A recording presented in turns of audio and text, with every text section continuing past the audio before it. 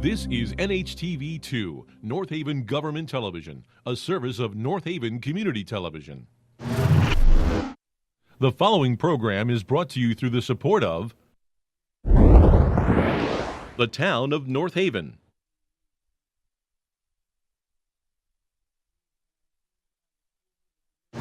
January 23, 2018 meeting, both regular and executive session. So moved. Seconded. Any discussion? Being none, all in favor? Aye. Opposed? Thank you. Approval of the monthly reports for the January 2018 meeting. So moved. Second. Any discussion? Being none, all in favor? Aye. Thank you. Correspondence. David, would you please read correspondence? Sure. In the secretary's absence, we have two pieces tonight. One is a letter from the director of the South Central Criminal Justice Administration on behalf of the Orange Police Department, thanking our department for allowing Captain Remington to serve as a panelist on a recently held oral board examination for the rank of lieutenant there. The second is a letter from a resident on Bassett Road, thanking the department for setting up radar on Bassett, where he has complained, as have others, about excessive speed. That's it? That's it. Okay. I pulled the trigger too fast. I want to welcome our third selectman, Sally Boyme, to our meeting this evening. And also, under the chairman's report, I will be introducing Town Attorney Jeff D'Onofrio for explanation of municipal construction projects.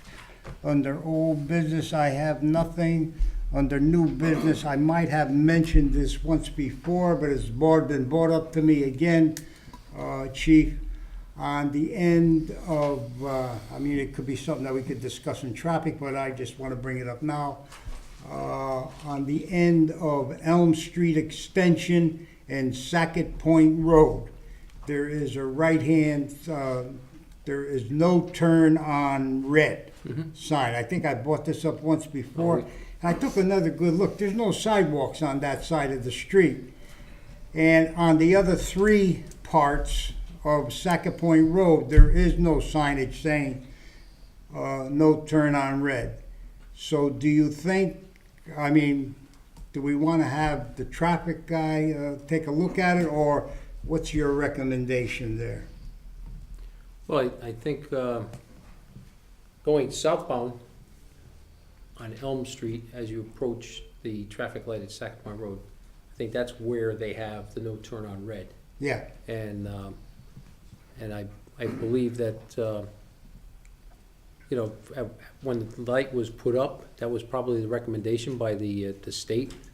You know, when Elm Street Extension didn't even exist back in the day. I mean, we can take another look at it. You're looking to make Remove the sign because, remove it? yeah, take the no turn on red sign, let the people go, because the traffic is not that heavy. I mean, I went there 2-3 times during the course of not, you know, not in the early morning hours, but like at 10 o'clock, 10 o'clock, I went there, 12 o'clock, and at 1 o'clock, there's no traffic and cars are just standing there, you know. I think if there's, if you want to bring that to a motion and vote on it, then I can certainly write a letter on behalf to the state traffic and see if they want that removed. Okay, 'Cause I think it was done at their request. okay. Would they analyze the intersection? Would They look would at probably sight ask lines us, and- they would probably ask us to do speeds? like a 3-year Okay. history. You know, I think there was a time there when you were traveling westbound on Sackett Point, approaching that intersection, there's a slight bend in the road. And they probably brought that into consideration, especially when you're dealing with truck traffic that might be using that road. So if you get a trailer truck that starts to make a right turn on red, you know, and you have a car that's approaching, coming or accelerating out of that bend in the road. It's not a big bend in the road, but, yeah, we could certainly look at it. Could I have a motion, as the chief explained, that we bring that to the state traffic authority? So moved. I'll second that. Okay. All in favor? Aye. Okay. Thank you. Since I have no other new business, I'll introduce Town Attorney Jeff D'Onofrio to give us an explanation of municipal construction project. And the only reason that it was brought up by the members of this commission, Mr. D'Onofrio, is that we were under the assumption that there was a general contractor. Sure. And there is, from what I understand, there's just gonna be an oversight guy or something. Sure, let me just give you a little bit of background on the project. Back in the summer of 2016, the chief and the deputy chief reached out to me and told me that they had been working on a conceptual program for a renovation, possible addition to the PD. They've been working with Jakunski Humes, which is an architectural firm that does probably more police stations than any other firm in Connecticut. So I met with them in late August of 2016 to talk with them about their program and to take a look at what the architectural firm had put together. Usually what I do when I first talk to a client about doing a police station project is take a look at the project cost estimate that the architect in conjunction with the department has put together to see if there's any missing cost categories. When you do a conceptual budget, you do it on a per square foot basis, but there are certain soft costs such as furniture, fixtures, and equipment, architect and engineering fees, special inspection fees, material testing fees, construction management, owner's rep, geotechnical, commissioning, various categories of soft costs, and my experience has been that architects really don't do the greatest job in the world in estimating all the various costs. So I vetted the cost estimate and then talked about, based on the program and the nature of the project, what the best form of project delivery would be. In other words, should we go with a construction manager as an agent where the town holds the trade contracts? Should we go with a general contractor, or should we go with a construction manager as the constructor? My experience in doing these projects is that the best method of project delivery is the construction manager constructor, also referred to as the construction manager at risk. The reason for that is the construction manager at risk holds all the trade contracts just like a general contractor would. However, the construction manager is involved earlier in the project than a general contractor would. A general contractor would bid the job when the construction documents are 100% complete. With the construction manager at risk, you hire the construction manager during the schematic design phase. They provide you with a cost estimate at the end of schematic design. They provide you with a cost estimate at the end of the design development phase. They're involved in the value engineering process. They create a schedule for you. They stimulate subcontractor interest in the project. They provide you with a cost estimate at 50% completion of the construction documents. They provide you with a cost estimate at 100% completion of the construction documents. So you're getting 4 cost estimates from them, so you don't have any surprises on bid day. Okay? And so that was the decision that we went with, to go with a construction manager at risk, which is the same project delivery method we used on North Haven Middle School. Okay? Municipalities, even the larger ones in Connecticut, are not set up to be general contractors. So if you went with a construction manager agent format where the municipality holds the trade contracts, you're asking for trouble.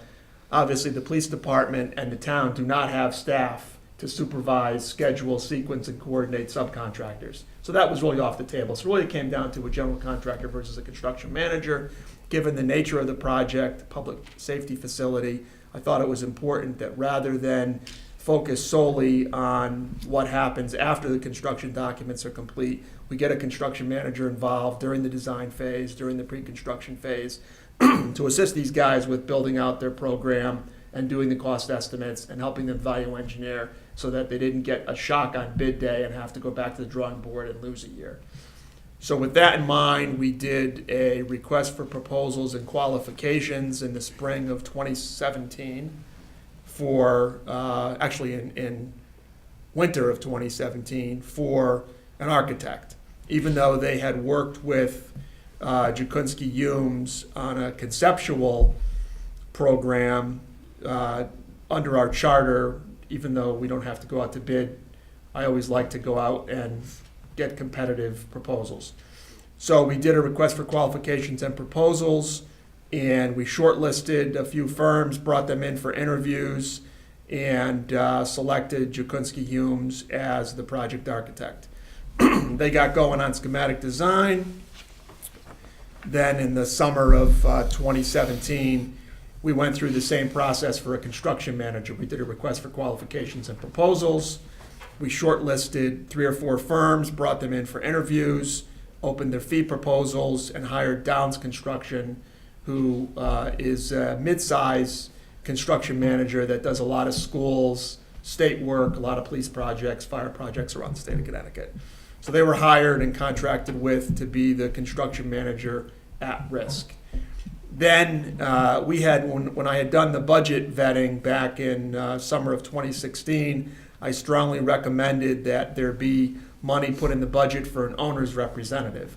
I always get pushback on every, whether it's a school project, a town hall, a fire project, a police project. People say to me all the time, why do we have to hire an owner's representative? We're paying an architect a lot of money. We're paying a construction manager a lot of money. The problem is that the owner has certain responsibilities under the contractual relationship with the architect. The owner has certain responsibilities under the contractual relationship with the construction manager. Those responsibilities include responding to requests for information, okay? Those responsibilities include reviewing proposed change orders. An important responsibility is reviewing the monthly payment application, which even on a project that, relatively speaking, is not that large, will be well over 150 pages when you add all the subcontractor requisitions in. So reviewing those payment applications, making sure those percentages of completion are accurate, making sure nobody's getting overpaid is a time-consuming responsibility. So certainly having somebody whose only loyalty is to the owner and who's going to be there to handle the paperwork and, you know, be a sort of clerk of the works for the project makes a lot of sense. So we did have money in the budget. We did an RFP for owners' reps. We shortlisted 3 firms. We interviewed 3 firms, and we hired STV, which is a fairly large owners' rep. They do a lot of public work around the state of Connecticut, and they also turned out to be the low bidder by quite a bit, which was very advantageous for us. They really wanted the job. So the team consists of Brian Humes as the architect, Jeff Anderson from Downs Construction as the project manager, and Scott Pinkney from STV as the owner's rep. In terms of how the project gets bought, right? Just like a general contractor would be getting estimates and bids from potential subcontractors, Downs as the construction manager, in order to build a guaranteed maximum price. That's what a construction manager at risk gives you, a guaranteed maximum price. Guaranteed maximum price, GMP, means for this scope of work, they are at risk. If the project costs more than the GMP without any changes to the program, in other words, this 100% set of construction documents, once we set the GMP, if the project costs more than the GMP, Downs is on the hook for it. That's my question. Okay? That's what you mean by at risk? Yes. Okay, They're at risk for the schedule and they're at risk for the price. okay, Okay? yeah. There's much more transparency with a construction manager at risk than there is with a general contractor. With a general contractor, you don't see the bids. Okay? You have no idea what's built in terms of profit and overhead in the subcontract bids. In this process, all of the trade contracts will be let through public bidding. So, you know, the town will know who submits a bid for every trade package, what the dollar amounts are, and the town will have to approve under our contract with Downs, the town has to approve the award. So if we've already gone through a few of the trade packages where they solicited and opened bids for site work, concrete, steel, and abatement, right? Those 4 packages. Demo, yes. So there were concerns about some of the bidders. So we had a meeting with Downs. They expressed what their concerns were. We came up with a game plan. They brought in the 2 lowest bidders for each package, scoped them out, and were able to make decisions on that basis. So there's a lot more transparency. That's construction management. There's a lot of labels and a lot of misunderstandings about exactly what that means because, for example, New Haven in the 90s did a lot of construction management agent work where they were subcontracting with the trade contractors directly. And they had bad experience. Then they brought Gilbane in as a program manager, and from that point forward, they went to a guaranteed maximum price CM at risk format because they realized that it was much more advantageous to do that. So in terms of what the project is going to cost, first of all, we have an appropriation, okay? And the budget for the project is $13.3 million. Right? So the project cannot cost more than that. There will not be contracts awarded in excess of that. Within that $13.3 million are all the hard costs for the exterior and interior renovations, the site improvements, the new construction, as well as all the soft costs, as well as the contingencies. We have design contingency, we have construction contingency, and the construction manager within their GMP has a construction manager contingency. So the project will not cost more than the $13.3 million. In terms of when we will have a guaranteed maximum price, the way we do it is when 90% of the bids have been received, at that point we set the guaranteed maximum price. You can't do it any sooner because if you do it any sooner, first of all, the construction manager would never agree to it because until they've bought out the trade packages, how could they commit to a guaranteed maximum price? Same thing for us. If you said to the construction manager, we want to buy out the GMP at 50%, then you know what's going to happen. You're going to get an inflated number, right? They're going to have a cushion or a buffer to protect themselves against any upside exposure. But, we've gone through the schematic design budget. So we started off with the conceptual budget, which I vetted, okay? We then had the schematic design budget, which Downs prepared and went through with the department. We then had the design development budget. Okay, so what happens is they get a set of plans and they price that set of plans. They have an internal estimating department and they can price the mechanical, electrical, plumbing, masonry, all the major packages. And if they have any question, they can go out to the subcontractor community and say, without identifying the job, here's what we're looking at. What do you think as a ballpark estimate? So we give them a set of schematic design plans. They give us a detailed budget estimate. We give them a design development set. Then we really start to get into a much more detailed level of budgeting. Then we start getting very extensive element by element budgeting. Okay, every cost category has a code, and what they do is they track by cost category every component of the hard costs, from the conceptual to the schematic to design development. That way, if they're running over on some and under on some, and the net is we're on budget, we know we're okay. If the net is over, which there were decisions that had to be made. They call it value engineering. People don't like that term because they feel like I want what I want, and I want you to make it cost what I have, not what it really costs. But that's the process. They value engineer based on detailed budget estimating. When I do a contract, I don't hesitate to get a 50% construction document estimate. In other words, a lot of contracts don't specify any type of interim budget estimate. They'll just say, we get one at the end of schematic design, one at the end of design development, one at the end of construction docs. I don't do it that way because by the time you're at 50% CDs, there really shouldn't be significant changes from 50% CDs to 100% CDs. And what I find is if decisions have to be made, you don't lose time if they're made at 50% CDs. You do lose time if you have a set of drawings that are ready to hit the street, the specs are done, and we're ready to go to bid, and then all of a sudden you have to go back to the mechanical, electrical, plumbing team and have significant changes to the specs and the drawings, then it adds time, it adds expense. So that's the process that we use, and at each cost estimate, the team has met and discussed where they are in comparison to the budget. And before the decision was made to go out to bid, there had to be a level of comfort that they were close enough to the budget that it made sense to go out to bid, so.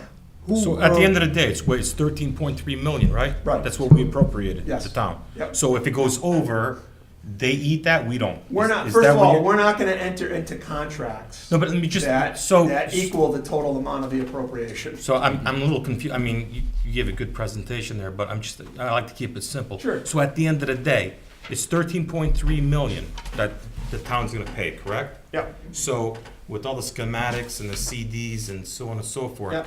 if it's over the 13.3, who pays for that? That's just all I wanna know. Well, keep in mind, the 13, I'm not trying to complicate it, but the 13.3 includes soft costs, okay? So the guaranteed maximum price, those are hard costs, plus the construction manager's general conditions, staff time, and fee, right? So the GNP that we enter into is certainly gonna be well below 13.3, because the 13.3 includes the architect, plus the owner's rep, plus all kinds of soft costs. But whatever that number is, let's say that GNP is $9 million, okay? That's it, unless they make changes, okay? Because they're buying a set of drawings. They're saying, for this set of drawings, I guarantee you this job will not cost more than $9 million. And if it turns out that it does, they eat it. How do they eat that? Do they bond? We have a performance bond equal to the full amount of the GNP, okay? We have performance bond from Downs, and then we also have performance bonds from the first tier subs. So that if somebody, So I just, at Send the to end, the job at the with end, the at the end of the day, replacement just for the taxpayer in North Yeah, Haven, yeah. just so they know, right? Yep. So it's gonna cost 13.3, no more, correct. correct? That's all I wanna know. Legally, we cannot spend a penny more. Okay. Who- So, and- Mister, okay. believe me, they won't enter into contracts for more than that, and more importantly, the guy in the basement won't cut checks for more than that. Okay. The, Let's clarify that. who will be overseeing this clerk of the works? Who will he be reporting to you, Jeffrey, No, once a month? he reports to the chief and the deputy chief, Once a month, they'll report? more to you? frequently than that. Okay. Do you want to clarify that 13.3, because the total Yes. appropriation's 18, right? Correct. that's And I what- just Yeah, wanted, we I on wanted the to radio correct system. that. Right, The so if radio they're system. We able to do understand the about radios, that, in other yeah. words, it's one appropriation. Yeah. So if that project runs light, Right. and they have additional funds to spend on the building project, then under the, bond statement, they're able to do that. It's one appropriation. So it's 13.3 for the building, No, and what about the no, there's communications? there's $18 million for the radio and the building, Correct, that's what I'm saying. okay? And we're not to spend any more than $18 million, period. Right. So Correct. if one's Right. 13 and the other one is, 5, 5 or 6. then that's it. Right. Or vice versa. Right, if you're able to get the radio done for 4, then you Correct. have. Correct. No, I get that. Right. Right. Right, I don't want people that are listening to think that we're locked in on a price of 13.3, or for anybody, the $9 million number that he mentioned was for instance, it was an No. example. Right. I mean, some people will hear that and they'll get it locked in their head, and, It's know, an I $18 don't- million correct, project Right. to include the building and the radio That's system. That's correct. That's it. And it's not gonna cost more. And if Correct. it does, we don't need it. we're not gonna spend more than $18 million. Okay, that's all I wanna know. Right, that's why when you plan a budget, you have contingency. Right, because Right. I You think have that money there's you other don't plan buildings to like, spend. and correct me if I'm wrong, Jeff, but I thought maybe the FD kind of went way up and above all that. No, Did they actually did turn they money not? back. Huh? They turn money I back. thought those FD stations were like, they cost the town like double, triple No, what no, they had no. anticipated. No, they cost the original appropriation, and my recollection is, Ed Switkowski can answer this specifically, but I think there was $50,000 or $60,000 left at the end of the job. That was unspent. Okay.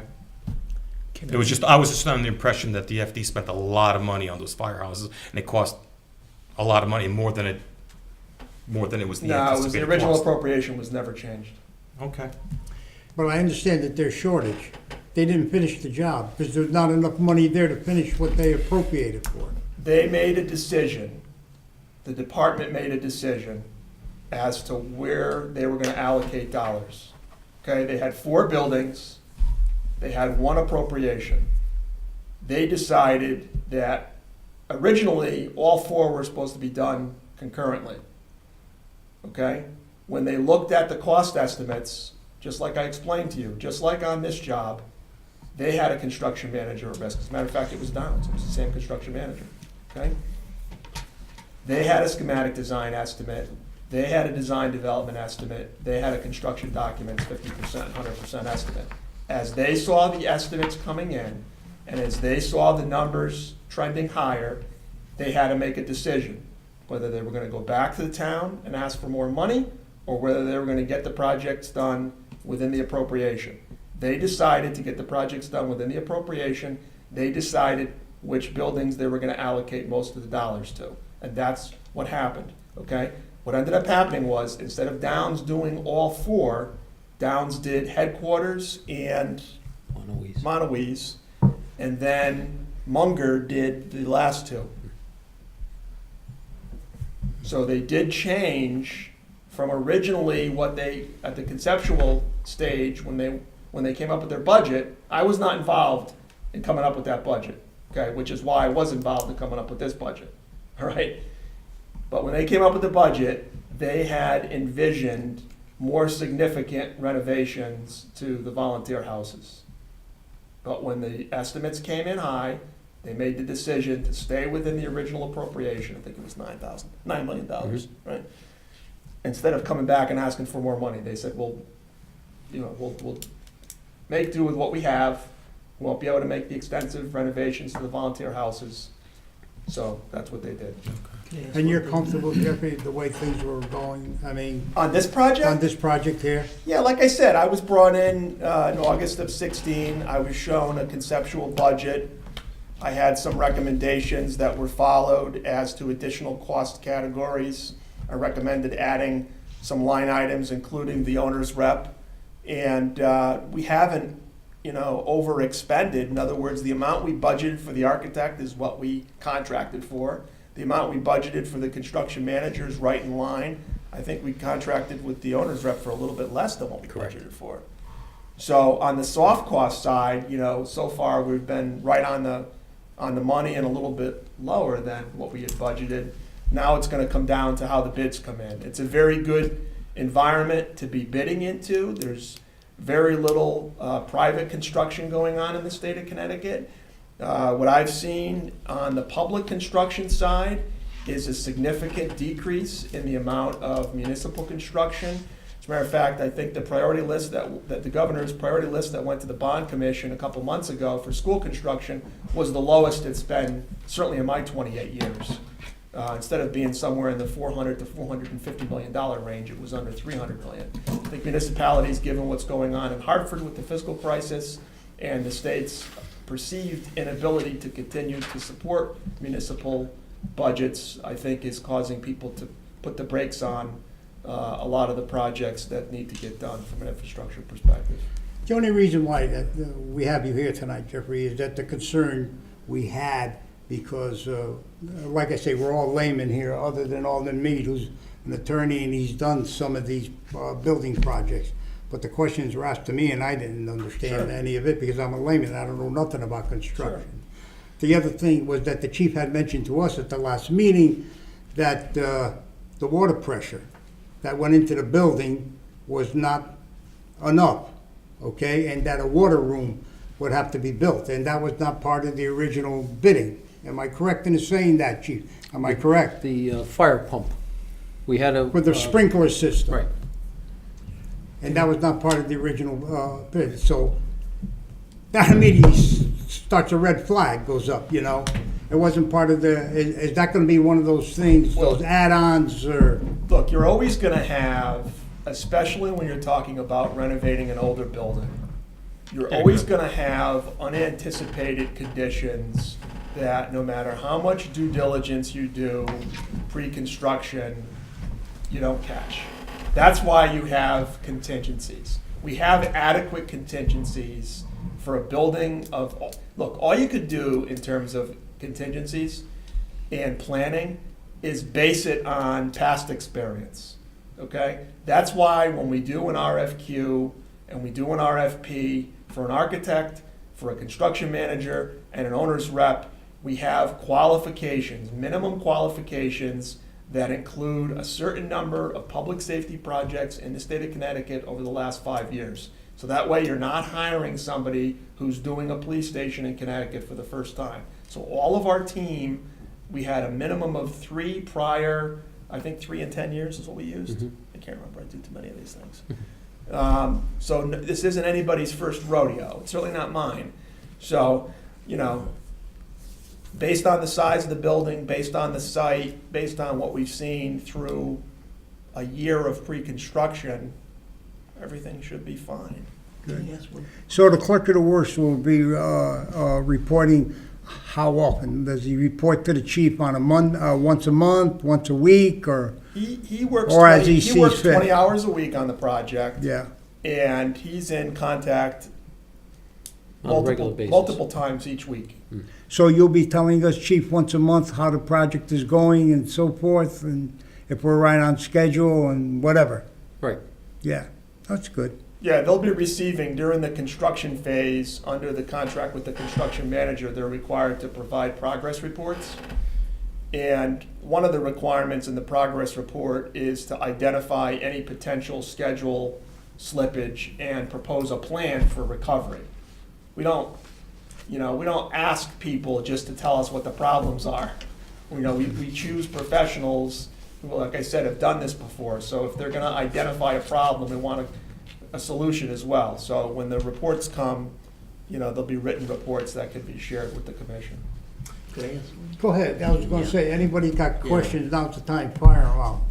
Chairman's kind enough to give me a little more expertise than my naivety is really, truly. So there were just 3 terms I was curious about Sure. because your presentation was so very clear. Sure. I even learned a lot. And there were 3 things. One is changes. I'm presuming that you mean changes, that would be changes made by us. Owner-directed changes. Absolutely, Yep. yeah. Oh, okay. And then 2 is 50% CD. I wondered what's the measure of the 50%? I figure it's a chronological term, but is that 50% of expenses paid? I don't know, you know that, yeah?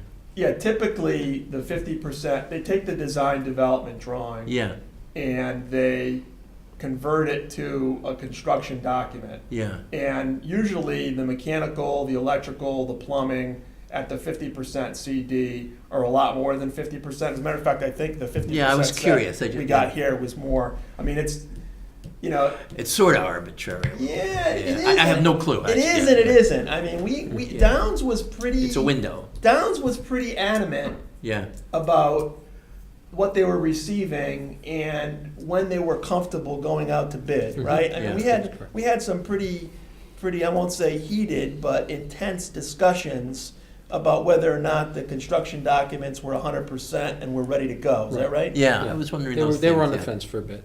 Right. That'd be fair to say. So they're, because they're at risk. Yeah, And the last thing you ever want to do is go to bid with an incomplete set of drawings. Yeah. So I don't think it was a question of based on the meeting that I went to at least at Downs, I don't think it was a question of the drawings being incomplete. I think it was a question of a few decisions needing to be made so that they could be incorporated into the drawings before they went out to bid. Is that right, John? Does that sound right? Couldn't have said it any better. Okay. my last curiosity. So, I think they've been very diligent. No, they've been and, good. These companies, they care a lot about their reputation because this is a very, very small market. There's only, maybe 3 towns a year that are doing a police station project. Milford's doing one right now. Berlin's talking about one. New Britain did one recently that this Castle Booze and Downs did together. So, it's a pretty small market, and these chiefs all talk to each other, so. My last question Sure. is the easiest one, really. Is bid day an actual day? When you referred to bid day, is that, what is that? Yeah, we put a date and a time for the bids to be delivered. Uh-huh. and they get opened On that day. by the I presumed, but I just. purchasing agent for Downs. Yeah, great. All right, thanks. Yeah, sure. That's great. Thank you. And anybody that doesn't get their bid in, you know, if it's 2 o'clock Yeah. on March 17th and it comes That's at it, 2:05, we have to reject it. Yeah, a much To smaller. We have to protect the integrity of the bid Yeah. process, otherwise we could end up with a bid protest if Sure. somebody feels that we didn't follow our own rules. Great. Mark, Thank you. got any other questions? I'm sorry. Go ahead. No, thank you. That was. You got any other? No, I think I'm good. Oh, the only thing is, you've been really good about keeping the commission up to date on the progress of the project, and I assume, just as you mentioned earlier, that, we'll be hearing from you Right. in your monthly report. Right. And there may be, some months there may be a lot to say. Sure. Another month, there might be little to say, Right. but I expect that once it gets going, it's gonna move fast. When did you say, you said it would take about between 10 and 12 months, Chief? They actually gave us a return to the building date, their schedule. Now, they're not locked in on this. They're looking at February 5 of 2019, which is less than a year.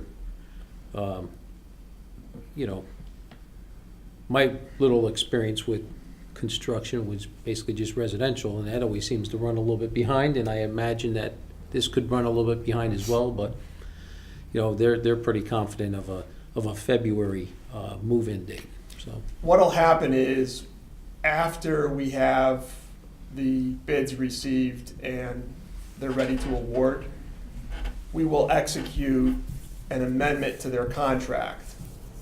And the GMP, the Guaranteed Maximum Price Amendment, does two things. It sets the guaranteed maximum price in dollars, okay? And it also sets the substantial completion date. So if they give us a substantial completion date of, what'd you say, February 5 of 2019, that's the date. And there's no wiggle room in the contract. Now, if we don't do something that we're supposed to do, like make a decision, or we delay, these guys can't make up their mind on tile or something, then they can request an extension of time. But the at-risk, the construction manager at risk, as I said earlier, it's not just for the price, it's for the time. So there are penalties if they don't meet that substantial completion date. Oh, good. They have to provide a schedule, and the way that the schedule, if you've ever heard the phrase critical path, Yeah. okay? Yeah. The schedule is done on a critical path basis, and the sequencing and the interrelationship of activities on the critical path is shown on the schedule.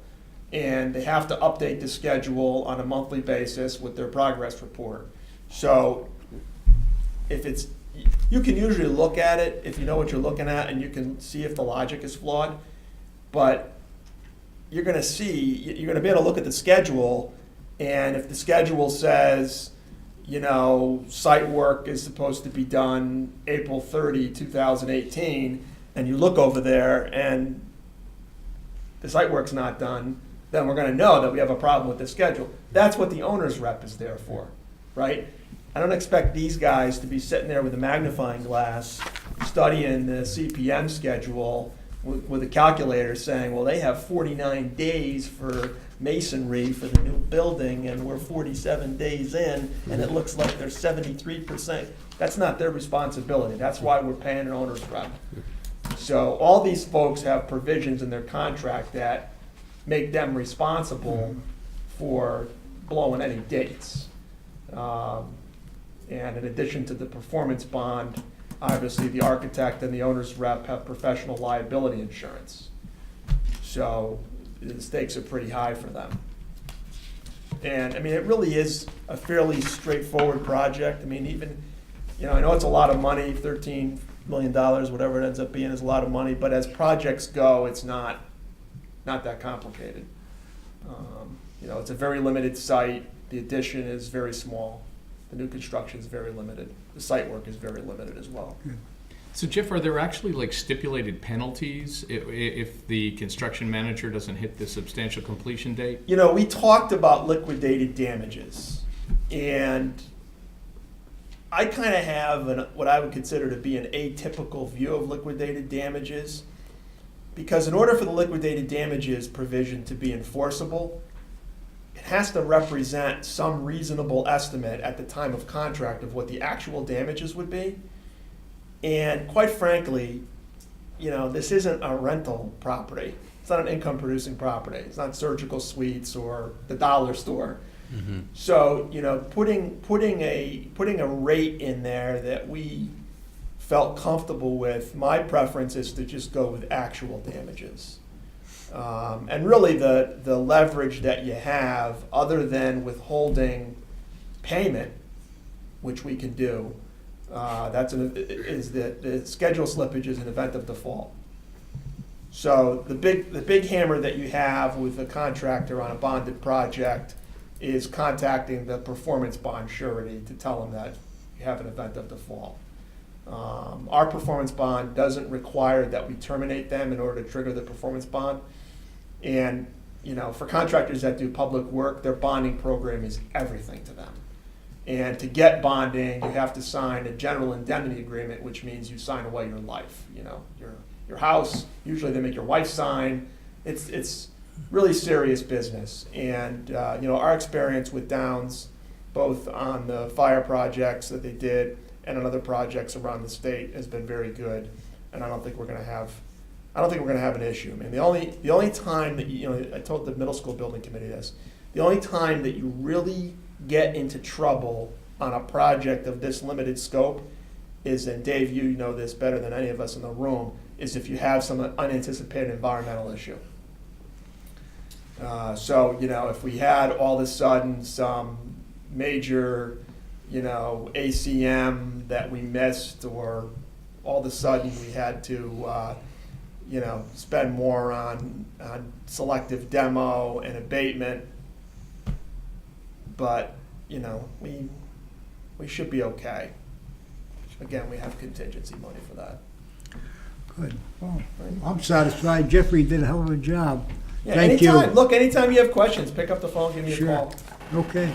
These We're guys good. are, you know, I don't know how they do it. I have- They're great to work with. They're spending a lot of time on the project. Yeah, I would just want to caution, I mean, if anybody has any questions, we could probably answer them, maybe without.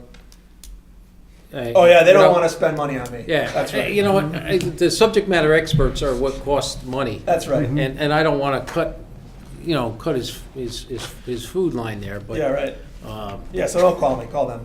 Yeah, if you come through us, and then if we can't answer it, then we'll reach out. I think that would be the best thing. Even if it's another subject matter expert, where you have a question, if you can kind of filter through us, this way we don't, because we don't want to take money out of our project, to be quite honest, you know? Good. Okay, Sally, That's, you have a question? Sure.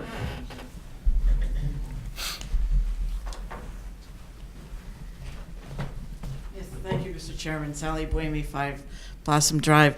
I saw that Attorney D'Onofrio was going to be speaking tonight about the police department construction project, so I came just to talk to you. Oh, that's nice, thank you. Isn't it? Yeah, I'll be as quick as I can because the meter's running. But the other reason why I came is because I share with you, Mr. Chairman, the concerns that you articulated so well at last month's meeting, that you're hoping that this police department renovation project will be an improvement from the fire department project, which I agree with you. Commissioner Calafori mentioned that there were some serious problems with the fire department project. In my opinion, it was a debacle. The people did not get what they voted for when they approved the $9.2 million at the January 2012 referendum. You know, you look at Montaouise, it was supposed to be 2 stories with 3 bays. It's 1 story with 2 bays. Both Northeast and West Ridge were supposed to have 3 bays. They have 2 bays. We had a major sewage backup a few months after the grand opening of the headquarters, and headquarters is just bombarded with all sorts of problems with the HVAC system and tiles and leaking. All you have to do is look at the fire department's maintenance and repair line item the past few years to see that there's been a lot of problems. So it's my hope that all of those issues will be avoided in this project. As you know, Mr. Chairman, I fully supported back in October of 2016 when we had the referendum. I fully supported the project, especially the communications upgrade end of it and how that would help with communications amongst the schools, which of course is a big concern with recent events in the country. I thought that the communications upgrade portion of the project was essential for safety and security throughout the town and with the schools. So I fully supported the project, as you recall, and commented and wrote about it, and thought that the chief and the deputy made excellent presentations back in 2016 to convince the citizens to support it. I had one question about one of the soft costs. It had there was in there a notation that there should be a 4% increase if construction was not in 2017. That was in the original project cost estimate. And I inquired about that about 6 months ago at a Board of Finance meeting, if there was any concern, because there seemed to be a delay in the project getting started. And the answer that was given to me by the chairman of the Board of Finance was that it wouldn't be an issue because the contracts were done, I think was his word, in 2017. Are you concerned about the original 4% increase Well, we talked beyond 2017? We talked about escalation if the hard costs, some of the contracts were, like we said, 4 trade packages were bought in 2017. Site, concrete, steel, and abatement. Okay. So, the rest of the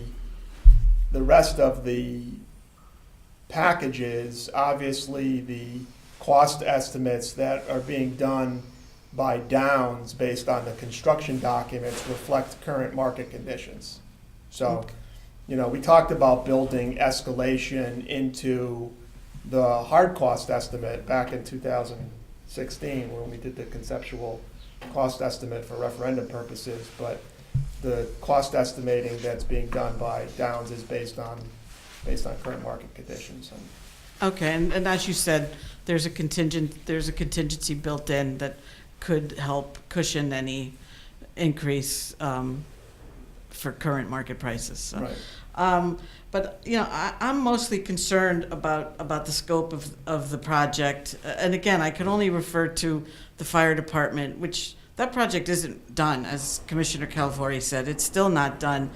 And when Munger was hired to basically do Northeast and West Ridge, there wasn't enough money to complete the project. So even though $9.2 million was approved for bonding at the referendum, the last time I spoke with the finance director about this issue, which was about 6 to 8 months ago, he told me about $180,000 had been used from the general fund toward finishing the project. So money, I don't know. I thought you had you're said talking 60. You're Yeah. talking about, I don't know anything about problems at headquarters. Nobody's called me. and No, I'm said- talking nobody's about called me. finishing. I know, but I don't know anything about it. I mean, if somebody has a problem with a building that's recently built, Right, I mean, we have contract documents that have warranties in them. right. Well, So if somebody had a problem with a building and they called me and said, what are our warranty rights, then we would certainly pursue a fix without the town paying anything. In terms of $180,000 being spent out of the general fund, nobody talks to me about it. I have no right. idea. Well, that's what I'm hoping that we'll avoid and stay within the 13.3, because as Attorney D'Onofrio correctly pointed out, you have a choice of either going back to the town for more money Right. or cutting back the scope. And in the situation with the fire department, they cut back the scope. And so I'm just hoping that could be avoided here, and that the citizens get the project that the chief and the deputy chief so professionally articulated prior to the referendum, and that's really all I want. Now, as far as, I would assume that the renovation and addition is going to be done before the communications upgrade. Is that right? It's all gonna be done at the same time. There's a few portions of the radio project, some of them which are ongoing right now as we speak. There's some infrastructure at off-sites throughout the town that serve as transmitter sites and receiving sites. The designs for those are just about 100% complete. There might be some install work that'll start on that. The tower that is going to go in at headquarters, they're going to be drilling. They have to drill substantially in the back to create the caisson that'll hold this tower, and that is, we may start seeing that in the next few weeks. So there are bits and pieces of that are currently ongoing, but ultimately the radio project cannot be completed until the IT room of the new building, i.e. radio room of the new building, Right. is set for occupancy. So That makes sense. Until that happens, that's the last part of the Right. of the puzzle. Right, because that referendum, it was presented as one amount. I believe it wasn't divided into two parts, 13.3 for the renovation addition, and then 4.7. Yeah, it's one number, It but was that's how one they came number. up with the number, was by estimating Well, both components. Yes, so I just want to make sure that there's nothing that's going to interfere with the communications portion if things go wrong with the building portion. That's going to affect the scope of the communications system that we were promised. You know what I'm saying? No. You don't foresee a problem there? Well, Problem with it. The communications, your contract for the communications system is with Motorola, right? Yeah, the scope of the radio project is defined and it's within the Motorola contract. There's not going to be room for us to go into the radio project and pull bits and pieces No. out of there. They're It's kind more of a of, commodity, you know. they're two separate distinct projects, but yet they're interrelated. And there are contingencies that'll bounce back and forth, but there'll be no diminishing the scope of the radio project. Well, that's good to hear. Like I said, I just don't want, the fire department ran out of money. It's still not done. I don't want that to happen here. Or, I just hope that it, obviously, like Attorney D'Onofrio stated, when you're dealing with an older building, certainly unforeseeable things pop up like we already had with the water. Hopefully, the contingency will handle that. I just want the citizens, when they approved the bonding at the referendum, to get the bill of goods that they were promised, because they didn't quite get it with the fire department. And, one of the reasons why I fully supported this project was I fully believed that our police officers and police administrators deserved, a newer, safer building to work in. And I just want to make sure that they get it and that we learn from mistakes from the past, because there were mistakes in the past, and the best thing that you could do is learn from them. And I just want the citizens to get the project that they approved. Thank you. Great, thank you, Sally. Okay, anybody else got anything to say? Then let's move on with our meeting.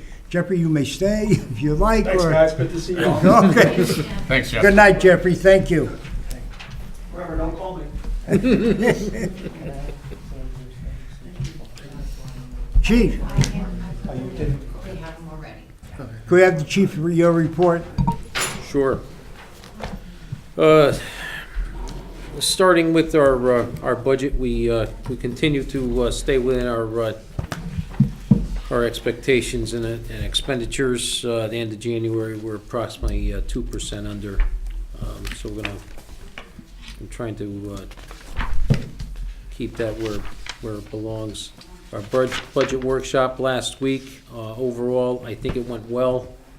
As I mentioned to the Board of Finance during the presentation, the budget request, it's lean, it's very responsible. I'll get a copy, I'll email all the commissioners a copy of that. I was gonna bring it tonight. And please support if you could, support our budget request as submitted. If anyone has asked you any particular questions about any of our requests, certainly you can refer them to either the deputy chief or myself, and we'll give them an explanation of the justifications. We just, what we put in there is it's not so much a we want something, it's really we need these things. So, as far as the support services and traffic, that Colette Street RRPZ seems to be working well so far. We have very few problems, if any, over there. We have our uniform services and patrol. January, relatively quiet overall. Stolen vehicles, vehicle burglaries were down until this morning. Then we had approximately 4 or 5 complaints of vehicles being entered, vehicles that were unlocked in driveways. Our Detective Bureau, if you refer to Captain Glenn's very, very detailed report, you'll see that in there, there's a warrant that's being prepared for 2 juveniles for entering vehicles at night. So that we at least have a couple of arrests that are being made. Just to really show you how broken that juvenile justice system is, I was recently told that there's one individual from the surrounding town who's age 15 or 16 who apparently is responsible for upwards to 500 car thefts. And the way our juvenile justice system works, he can only stay incarcerated or locked up for a max of 5 days, something like that, and then they release him. So on day 6, you know where he's going. One of our cars that was taken this week was recovered in Waterbury, and I don't know if I mentioned it to you last month, but in 2016 and 2017, Waterbury had 640 or 650 stolen cars that were recovered in their town, and half of them were from other towns and cities. So there's a lot of activity, a lot of travel. We have some DNA connections and ties between a car that was stolen in North Haven and a car that was stolen in Monroe. So, this is something it's widespread. It's beyond the boundaries of the bubble, so to speak, of North Haven. The only thing we can keep telling our folks is to keep things locked up. It's the best advice we can give them. Are they chopping them up for parts, or is it? No, they're just taking them and driving them. That's it? Some of them they're damaging. I think, I don't want to get too political, but we've had some discussion, the deputy chief and I, about this, raising the age of the juveniles to include 16 and 17-year-olds. I think Chief State's Attorney Kane wrote an article, I don't know if I referred you to that, back in July or August of this past summer. It was in the Hartford Current. It was a pretty interesting article where he mentioned how he thought that the juvenile age being raised actually was emboldening, I think is the word he used, these youngsters. They know they're not going to get prosecuted as adults, and a lot of them, I think, are they're going to entice the police to pursue them. Our prosecutor down in New Haven, in the JD in New Haven, does not. He doesn't look favorably on us pursuing kids in stolen cars. So they look at it as a property crime, and so we're stuck in it. We're stuck between a hard place, and we want to be able to catch these people, but the cooperation is lock the car doors, take care of your property. We'll do the best we can.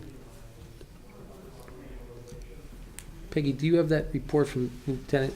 I gave them. Okay, thank you. Also, what Peggy gave you earlier, just for some casual reading later, it's pretty detailed reports from Lieutenant Stavridis. And He's done a nice job with, this is our use of force analysis and bias-based police profiling analysis for 2017. He spends a lot of time and he does a nice job in putting all that together.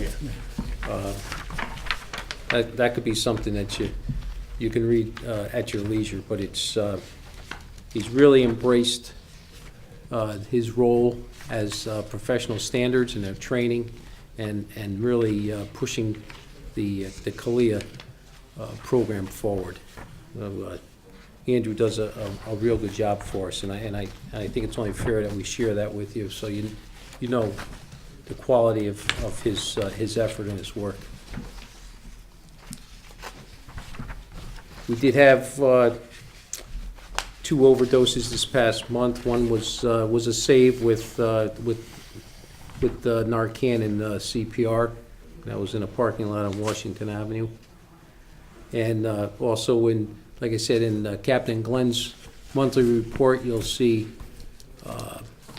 very, very detailed follow-up investigations that the detectives have been involved in. There's some significant closures on some past investigations. As far as training, this past month, and some of it may show in our budget for this month. Some of it will show perhaps in next month, depending on how the payrolls were falling. We put the whole department through our active shooter scenario. We used our building here, so we had vacated the police building, and we used our SWAT team members, our operatives, as the so-called bad guys, and hostage takers and that kind of, and shooters, persons that were secreted in the building, and then we took our rank and file and put them through a scenario of an active shooter scenario. So it was roughly a week or a week and a half before Florida's incident. So it's I think it's a reminder to everybody that it is a costly venture, but it's something we have to do. And we're committed to it, and we're a week and a half in front of whatever happened down south.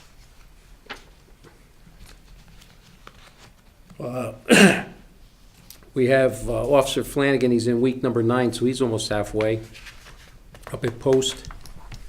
And as far as the Walter Beneri Scholarship, I have no request for this month.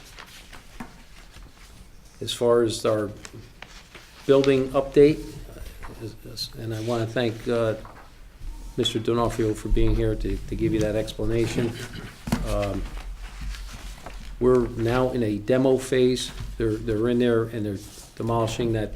They're taking the inside of the building apart right now, 3rd floor, 2nd floor. And just a general reminder to the commission members and even the public, when that gate's open, that gate is up there, and that contractor is assuming the liability for that, for inside the perimeter. We can't just walk in there. It's a hard hat location at this point. If there's to be anybody going there, we need to check in with the construction trailer. So if you see a gate open, you can't drive your car in there. You can't get out and start walking around. That's taboo. All right. And I think the only other thing I might have would be for the executive session. Does anyone have any questions for the chief or the deputy? No. Being none, can I have a motion that we, oh, excuse me, sir, did you have something you wanted to? You're just observing this evening? Good, okay. I have a motion to adjourn into executive session for the purpose of discussing personnel matters. So moved. Second. All in favor? Aye. Thank you. Thank you, Sally. Good night. Okay, there you go. Okay, we're back into regular session. Can I have a motion to adjourn? So moved. Second. All in favor? Aye. Thank you. Good evening. The preceding program is brought to you in part through a grant from the town of North Haven.